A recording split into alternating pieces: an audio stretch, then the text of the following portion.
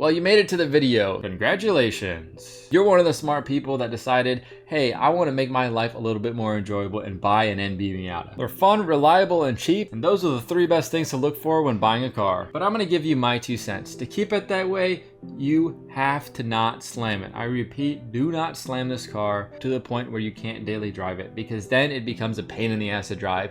And the whole purpose of a Miata is you get in, throw that top down, and have a carefree drive. No matter where you go, if it's 7 a.m. to work, or if it's to the grocery store, or if you're going to take a spirited drive, they're all fun drives with the top down. And that's what the Miata is about. And I'm speaking out of experience, because whenever I get a Roadster, for some reason I gravitate to a hardtop. And the hardtop takes all the fun out of the car.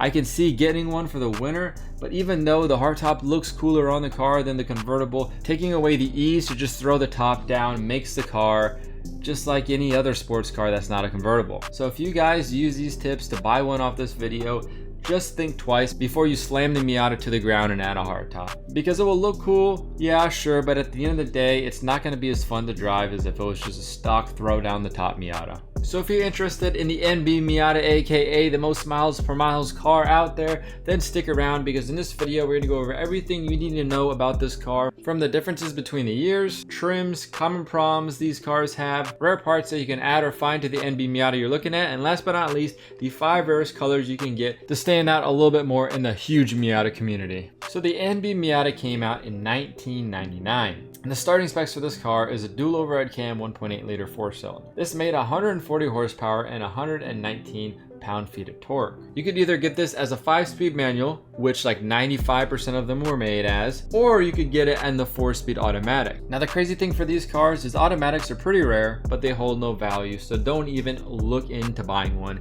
It takes away probably 35% of the fun in this car. If you want one that bad, the Miata is not the car for you. And lastly, a select amount of them got a 6-speed manual transmission. And there was a package for the 1999 Miata that you could add on top called the Touring Package. This came with 14-inch alloy wheels, power windows, power mirrors, and a nerdy 3-spoke leather wrapped steering wheel. For 2000, the change that happened was all of those things became standard.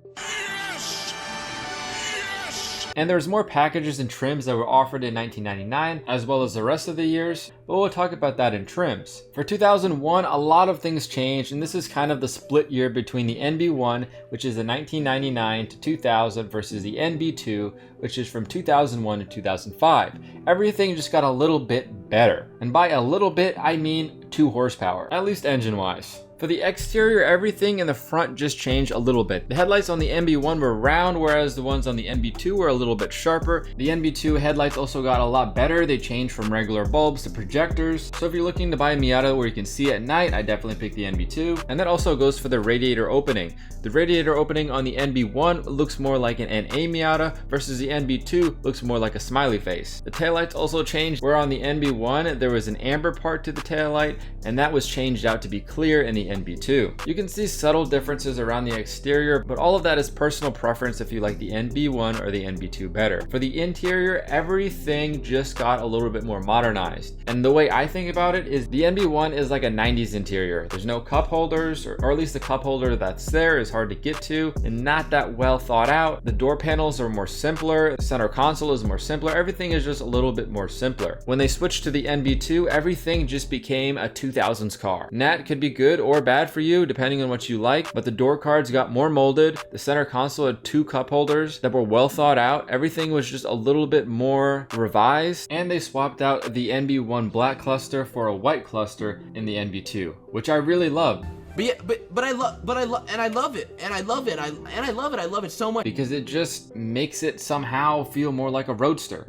If I was gonna buy one of these, I'd definitely look for an NB2 just because it's more daily driver friendly and you won't have to worry about finding a girlfriend to hold your drink. The only thing I don't like about the NB Miata in general, interior wise, is that it didn't come with crank windows, or at least it didn't have the option to come with crank windows. I feel like that would have made it more like a classic bare bones Roadster, but the power windows will have to do. Now let's get back to performance. The NB2 Miata had something called VVT, which stands for variable valve timing. This gave the NB2 a better low to mid-range drivability, but at the end of the day only added 2 horsepower. The NB2 also had an option to get larger sport brakes now, along with 16-inch alloy wheels. But in my opinion, on a small car like a Miata, 14 or 15-inch wheels are the best. And by the way, depending on what 14-inch wheels you get, they can clear the sport brakes. Other than VVT being added to the engine, they also changed the compression to 10:1, whereas before it was 9.5:1. They also revised the intake, ECU, and exhaust system. For 2002, nothing really changed, and then in 2003, they decided to switch it up a little bit more, and they took out the Torsen LSD and added a Toigi Fuji LSD. This might be a deal breaker for some of you, so definitely know that year by heart. Also this year, more things came standard that were optional before, like the sport brakes and the 16-inch alloy wheels. And for the interior, the tan leather got a little bit lighter. Also this year, some of the colors now you could only get with black interior instead of choosing between tan or black. This is also the first year you could option for a cloth convertible top versus a standard vinyl. But by now, the top is probably gonna have a couple cuts and a couple holes in it, so you might as well replace it anyways, and this doesn't really add any value to the car you're looking at. For 2004, they added something really cool. This is a year you've been waiting for. They added the Mazdaspeed Miata, but we'll talk about that more when we get the trims, which is right now because we finished with the years. They added nothing in 2005. So for most of the years of the Miata, there was an LS and there was a standard, but other than that, there was a couple more trims you need to know about. This started in 1999 when they didn't have the LS trim and they just had different packages you could add on. We already talked about the touring package, which added the 14-inch alloy wheels, power windows, power mirrors, and the gnarly 3-spoke steering wheel. That became standard in 2000, but other packages were the popular equipment package, which added the Torsen LSD, cruise control, power locks, wind blocker, and a power antenna. They also had the leather package, and you guessed it, it came with leather, specifically tan leather, and a premium Bose audio system. The sport package, available only on the manual transmission cars, also came with the LSD, front strut tower brace, sport suspension with Bilstein shocks, 15-inch alloy wheels, a front lift spoiler, rear trunk spoiler, and a gnarly 3-spoke steering wheel. Then you have the Appearance Package 1, which had the front lip spoiler, side skirts, and rear mud flaps, and the Appearance Package 2, which came with everything from the Appearance Package 1, plus fog lights and a trunk mounted spoiler. For 2000, they just consolidated all that and all the popular packages were put into the LS trim. But what if you wanted something a little bit more roadstery? You know, wood, nice colors, things that bring you back to the old days. I don't know, maybe a little bit of chrome. Well, I got good news for you because every single year they made the NB Miata, just like they did with the NA Miata, they had a special trim. For 1999, it was called the 10th anniversary model. And if I were you, this is one of the ones I would definitely be looking at, especially if your favorite color is blue because it's got a lot of it. Came with a beautiful sapphire blue mica paint, blue vinyl convertible top, and blue and black interior. The whole 9 yards if you want a blue car. This was comparable to the LS trim with a couple unique parts to make it feel more like an old Roadster. If you look up an old Roadster interior, you're gonna see a lot of tan, red, blue, plaid, chrome, all these colors that almost make it more fun to drive the car just because the interior has some life and some fun to it. And that's what I feel like they were trying to do for this special edition. Obviously, you've got the nice, beautiful, colorful interior, but on top of that, you have a two-tone black and blue leather gnarly 3-spoke steering wheel, a two-tone shift knob, a blue leather shift boot, chrome trim rings, and red needles in the gauge cluster, a carbon fiber looking radio surround, and a little badge showing how special your car is. They made 7,500 of these. Now performance, if you're looking for that 6-speed in 1999, this is the only way you could get it. This also came with a 3.9 ratio Torsen LSD, which again was only specific for this trim, and for the exterior you had 15-inch 5-spoke polished wheels. Now for 2000, you pretty much got a 1995 NA Special Edition Miata, but revised. It came with that same burgundy color called Mahogany Mica, and it came with the tan interior. Again, this was spec'd similarly to an LS trimmed Miata, but did not come with the sport suspension package that came on the 10th anniversary model. And just for some reason, when I think of a Roadster, I think of wood. Wood has to play some part in the design, and they did it for this trim. To pair beautifully with the paint, they added a dark wood finish to the steering wheel, the shift knob, the parking brake, and the shifter and radio surround. And just like the 10th anniversary edition, they still had the chrome trimmed white gauges in this trim. The key was also a little bit different. It had a beige plastic portion, kind of tacky, but still cool because it's a special edition. And this also came with the 6-speed manual transmission with a 3.9 Torsen LSD. For the exterior, it came with the same wheels as on the 10th anniversary edition. It had a tan convertible top, special badges on the fenders, and stainless steel door scuff plates. For the 2001 special edition, it was kind of just like the 2000, except everything is just a little bit different with different colors. For the outside, they switched the burgundy for the British Racing Green, which is a great roadster color, straight classic. And for the interior to match better, they changed the dark wood for light wood. Special edition was also embroidered on the floor mats for this one. Came with the same stainless steel scuff plates, 6-speed manual transmission, and a 3.9 Torsen LSD, but they decided to change the wheels up on this version. Instead of 15s, they changed it to 16-inch wheels, and they added a little bit twist to design. It's still a 5-spoke wheel, but it just looks like they're in motion constantly. And just like the last edition, these also came with a fender badge.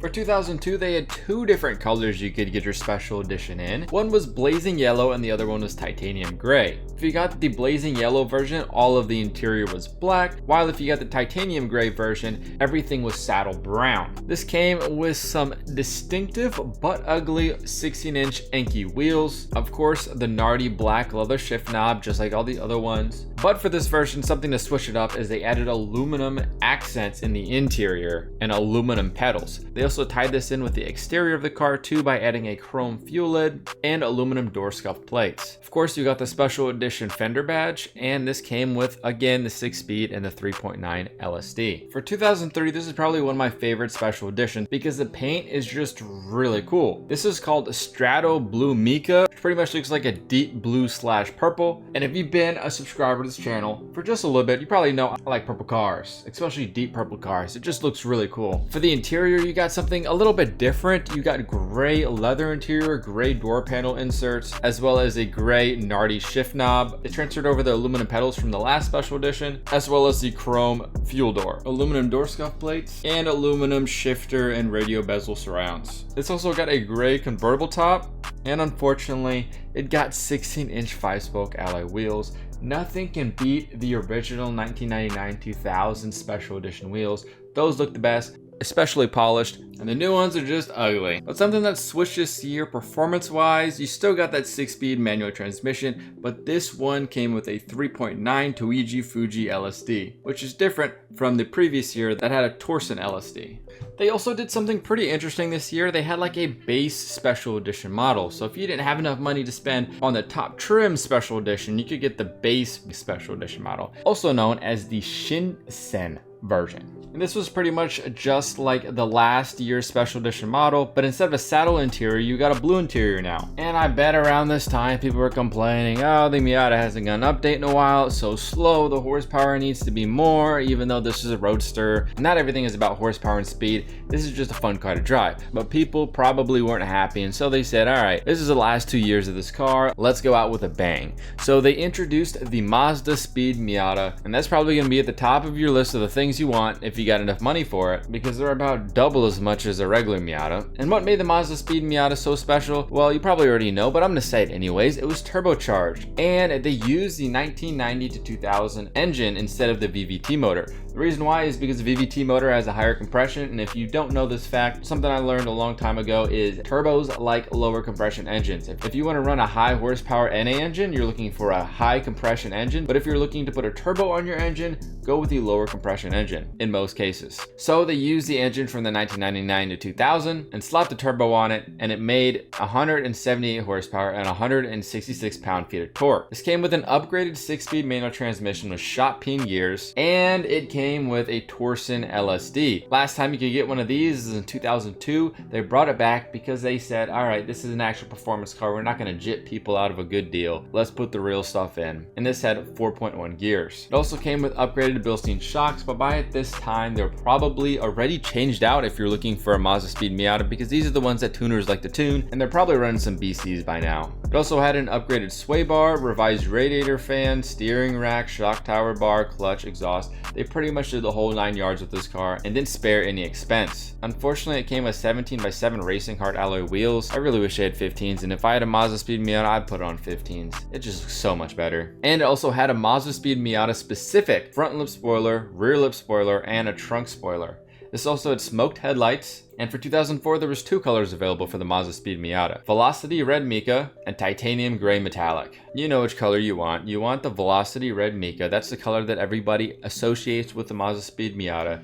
And for good reason, it looks pretty good. Titanium Gray Metallic, I feel like you would want this if you're looking for a little bit of a sleeper build. If you don't want people to know this is a Mazdaspeed Miata, just show them up on the street. But both colors, I guess, are fine. This also had a black and red interior, and the last couple exclusive parts that Mazdaspeed had were specific gauge cluster with silver faces, dorso plates, and floor mats and pedals. For 2005, they made a couple changes, and one of them was the color options you could get for the Mazdaspeed Miata. They added a really cool, vibrant color called Lava Orange Mica, and they also added a pretty dull color called Black Mica. The wheels got a redesign, but they're still the ugly 17x7s. And if you've always had a dream of becoming a greaser, this is the one for you because it came with a switchblade style key. And since they decided to add some cool things, they decided to also take away one cool thing, and now the interior is just black instead of black and red. I think this might be the longest video I'm ever gonna make on a car because of all the special additions this car had.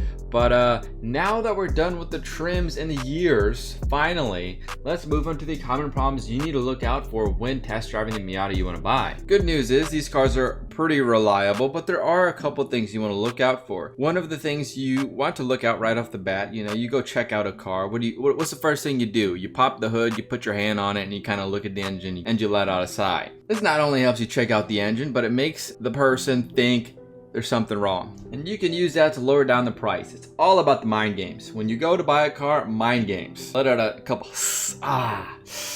dang. And they'll instantly get you a couple $100 off. And there might be. One of those things might be a brittle brown radiator. These things are not supposed to be brown. If they're brown and you can like put your fingernail to it and kind of scrape it and it turns white, that radiator needs to be replaced because at any moment that thing could crack, and then there goes your coolant, and then there goes your engine. While you're also looking at the engine bay, expect to see oil leaks. Old cars, they leak oil, and the Miata is no exception to this. You're gonna see valve cover leaks, rear main seal leaks, crank pulley leaks. All of these things are not that big of an issue as long as you keep filling the car up with oil. But the good news is you can use this to lower down the price on the Miata you're looking at. Eventually you'll want to get these things fixed, but as long as you constantly check the oil, you'll be fine. The last thing you're going to want to do in the engine is look over to the owner of the car and say, hey, when is the last time you replaced his timing belt? And then once he tells you, ask for the receipt. If he has no receipt, then he didn't do it. He might have, but if you don't have proof, you don't have proof, you didn't do it. And these things should be replaced every 70,000 miles. A lot of owners kind of put this on the back burner because they know it's a non-interference engine. That means if this thing snaps, nothing is going to be colliding. Whereas in other engines, if it's an interference motor, the motor would be done. But even though it is a non-interference motor, you do want to keep up with this because it is a costly repair, and if it gets stuck on you, you're going to be regretting your purchase. So those are like the big three: brittle radiator, oil leaks, and the timing belt. Now let's move into the interior. As soon as you get in the car, you want to take a deep breath and see if you smell mold. If you smell mold, that's because the rain rails are clogged and water backs up into the interior. That means you're gonna have to replace a carpet, possibly the seat, unclog the rain rails, and pretty much this car you should skip unless you're getting a really good deal. If it doesn't smell like mold, then you can go on with your testing and check out the vents. The vents in these cars are known to sag, just like in a lot of other cars, and this is more of just an annoyance thing than something that you can bargain the price down. It just sucks if it's there because you're not going to be able to get air to your face. You're going to get it to, like, I don't know, your crotch area, and it's one of those things you're going to have to spend money on to fix. The radios in these cars also are known to not work properly, but it's probably been replaced, and if not, you're probably going to replace it too, so that's not too big of an issue, but you can ask for a discount if the one in the Miata you're looking at doesn't work. Another thing is the power windows for these cars tend to go bad. And that's why I kind of would just like a crank. You never have to worry about it going bad, and it will 100% always work. Unfortunately, they try to be Mr. Science Guy over here, and it kind of bit the people who own these cars in the butt, because I get power windows in a car that has like 4 seats, rear seats, front seats, third row seats, and all this other seats that have all these windows, and it's hard to roll one up if you're in the driver's seat and there's the one in the third row seat that needs to be rolled up. But on a car that's this small, it's just so easy to lean over and roll up the passenger window or roll it down however you want, and it would have been perfect. And there you go. Those are the main things you want to look out for when checking out an NB Miata you want to buy. Of course, do your normal car inspection things, but these are just things you need to really look at. Now let's hop onto the rare parts you want to look out for when checking out the NB Miata you're looking and purchasing. Now, I've been harping on manual windows, and I didn't do this on purpose, but it is a good lead up to this because I just figured out that there's actually a small amount of Miatas in the US at least. I'm specifically, I don't know about the whole world. Parts are rare in different parts of the world, but at least where I'm at in the US, the manual windows are extremely rare. And if I was looking for a Miata, I definitely want these, or I want to swap these in because power windows on a Roadster just suck. You could find these on the 99 base and sport package NB Miatas and the 02 and 03 Sports. Supposedly, from the research I've gathered, only about 100 or less of these had manual windows. So you're really in for a treat if you have these. If you do have one of these, scan them and start selling them because you'll probably make a lot of money. Another thing that would be considered cheap back then, but that is now rare, is a manual rack. Again, this is a light car. It's a Roadster. Roadsters are just supposed to be simple. I would want a manual rack in my Miata. It's just less things to break. Don't have to worry about power steering leaks. Don't have to worry about depowering your rack. You just have a rack that should last a really long time. Another thing that is quite rare that used to not be rare, like, I don't know, 5-6 years ago, is hardtops. Back then, MR2 Spider hardtops 6 years ago were going for like $2,000, and you could find a Miata hardtop for like $200 to $500.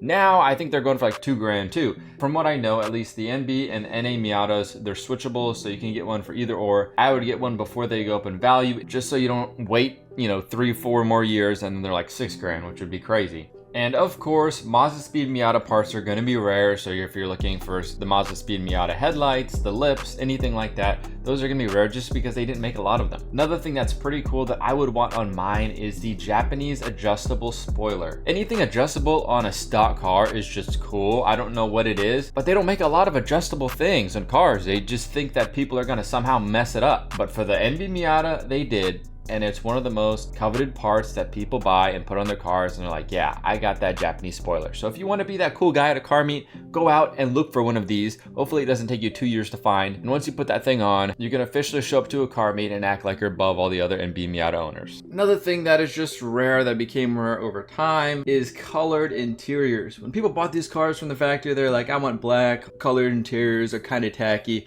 Now everybody wants them because the hype around them has grown, and they're really sought after. Blue, red interiors, things like that. People love them. And last but not least, I saved something super cool for the last rare part before we get into the rare colors. And these are Mazda MS03 wheels. They were the Mazdaspeed wheels, and they are tri-spoke wheels. The holy grail. If I was getting these, I would get them. I was telling you earlier about 15-inch wheels. These are 15-inch wheels, and they just look beautiful. Polished tri wheels. Holy crap. I want these. I'll put them on my 8.6. I don't care. They're beautiful. Now for the 5 rarest colors. You just want to stand out a little bit more. You want to be special without getting a Mazdaspeed Miata, without getting the wing or the hardtop. You just want a cool color because a lot of times the color makes the car. Well, I got some good ones for you. Starting out with the 5th rarest color, you can get blazing yellow. They made 1,000 of these, and these were only available in 2002. And yellow just suits a Miata because it's one of those small cars, it's a Roadster, it's colorful, it's fun, and yellow is just a fun color. Me personally, I wouldn't get this color just because I'm not a big fan of yellow. I don't want to stand out too much, but I know some of y'all are gonna love it. And I like that it's not like a mustard yellow, it's just straight out kind of like a pastel yellow color, and it's interesting. Next on the list, I can't even find a video of, but the color is really, really cool. It's called Splash Green, but I would say it's more like a turquoise. And this is a unique color because not a lot of cars come with this color anymore. A lot of cars come with yellow. Yellow is a pretty common color for cool cars at least, but this color is just interesting, cool, and unique, and it's definitely one that I'd be looking out for if I was looking for a rare colored Miata. And they made 738 of these in 2003. The next one on the list, Evolution Orange. This kind of looks close to the Mazdaspeed Miata Orange. It's just a little bit duller, I would say. It does look good, almost like if mustard was orange. This is the color it'd be. It's kind of more of a darker orange. And they only made 646 of these in 2002, in 1999, so it's even cooler if you have a 1999 version of Evolution Orange. The next one on the list, the second rarest color, is another yellow, unfortunately. Vivid yellow. They made 239 of these, only in 2002, and this is more of the yellow you'd expect on a car. It's just bright yellow, taxi cab yellow, and although it makes you stand out, I don't know if I like this color on a Miata. The number one rarest color on this list is laser blue. I like this color. They made 151 of these, and it has a nice sparkle to the paint. It's a nice shade of blue, and you stand out a little bit, but you don't stand out too much. It's not gonna hurt your eyes, but at the same time, it's a pretty color. Let me know in the comments if you made it this far in this video. This is like a 20-minute video. This is crazy. Let me know what color you'd like and what rare parts you'd want on your dream spec NB Miata. I hope you guys enjoyed this video. Please like and subscribe down below. Let me know if you have any suggestions for any other video ideas, and I will see you guys on the next one. Peace out.